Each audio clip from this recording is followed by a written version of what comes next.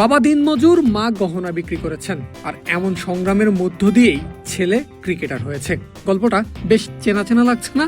লাগারই কথা, কারণ এমন গল্পই তো আমরা হর হামেশা শুনি। কিন্তু মুদ্রার উল্টো পিঠও রয়েছে, যে গল্পে কোনো অভাব নেই লড়াইয়ের এমন চেনা ফ্রেম।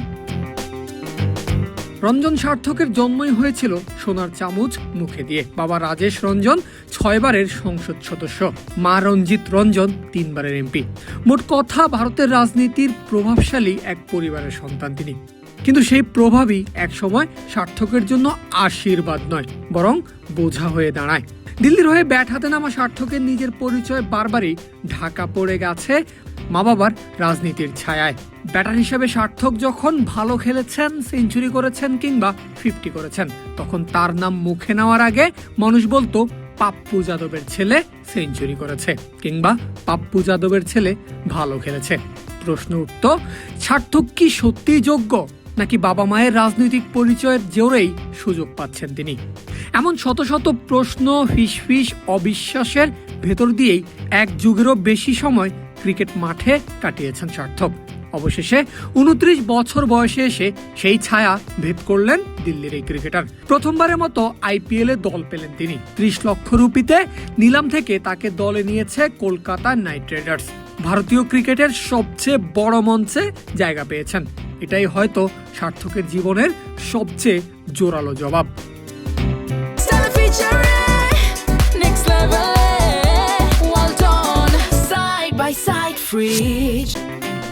140 কোটিরও বেশি মানুষের দেশ ভারতে প্রতিভার অভাব নেই, কিন্তু বিশাল এই ভিড়ের মধ্যে আলাদা হয়ে উঠতে হলে শুধু প্রতিভাই যথেষ্ট নয়, দরকার সময়, ধৈর্য আর সবচেয়ে ইম্পর্টেন্ট সঠিক মুহূর্তের। সার্থকের ক্যারিয়ারটাও যেন সেই অপেক্ষারই গল্প। দিল্লির হয়ে এখন পর্যন্ত খেলেছেন মাত্র 2টা প্রথম শ্রেণীর ম্যাচ, 4টা লিস্টে আর 5টা T20। সংখ্যাগুলো মোটেও চোখে পড়ার মতো নয়। বয়স ভিত্তিক ক্রিকেটে নিয়মিত রান পেলেও বলার মতো তেমন কোনো আলোড়ন তুলতে পারেননি তিনি, বরং আলোচনা হয়েছে সেই অন্য জায়গায়, তার পরিবার, তার বিলাসী জীবন, তার দামি গাড়ি। ইনস্টাগ্রামে সার্থকের ফলোয়ার 50,000-এরও বেশি। সেখানে তিনি লুকান না তার পারিবারিক পরিচয়, লুকান না জীবনযাপনের চাকচিক্য। আর অনেক সময় এই সব কিছুই তার ক্রিকেট সত্তাকে ছাপিয়ে গেছে। IPL এ তার দল পাওয়ার খবর ছড়িয়ে পড়তেই এক্সে আবেগী এক পোস্ট দেন বাবা রাজেশ রঞ্জন।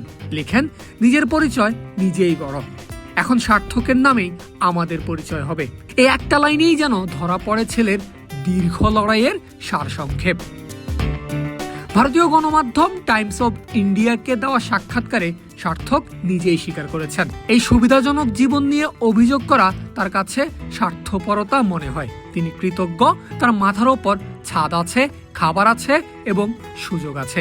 আবার একই সঙ্গে অকপটে বলে গেছেন, মা বাবার সামাজিক অবস্থান তার ক্রিকেট জীবনে বড় একটা বাধা হয়ে দাঁড়িয়েছে। মানুষ তাকে বিচার করছে ব্যাটে বলে নয়, বরং পারিবারিক পরিচয়ে।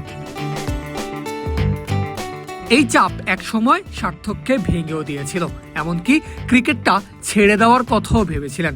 মানসিকভাবে খুব খারাপ সময় পার করেছেন তিনি, যার জন্য চিকিৎসারও প্রয়োজন হয়েছিল তার। তবে সার্থক ভেঙে পড়েননি, আর ভেঙে না পড়াতেই নতুন জীবন পান দিল্লি প্রিমিয়ার লিগে।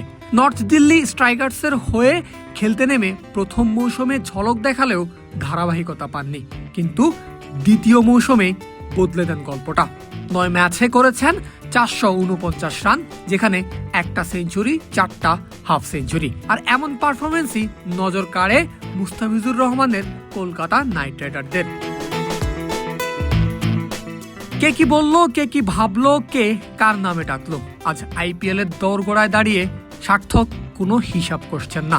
তিনি শুধু কৃতজ্ঞ, তার সুযোগ এসেছে, নিজের সময়েই সুযোগটা এসেছে। সোনার চামচ মুখে জন্ম নেওয়া সার্থকের লড়াইটা তাই আলাদা। এখানে যুদ্ধটা ছিল না অভাবের সঙ্গে, ছিল নিজেরই পরিবারের পরিচয়ের সঙ্গে। আর IPL এর টিকিট হাতে নিয়ে সার্থক রঞ্জন বুঝিয়ে দিলেন, ছায়ার ভেতর থেকেও আলোয় ওঠা যায়। পারভেজ আল হাসান, ক্রিক ফ্রেন্ডজি।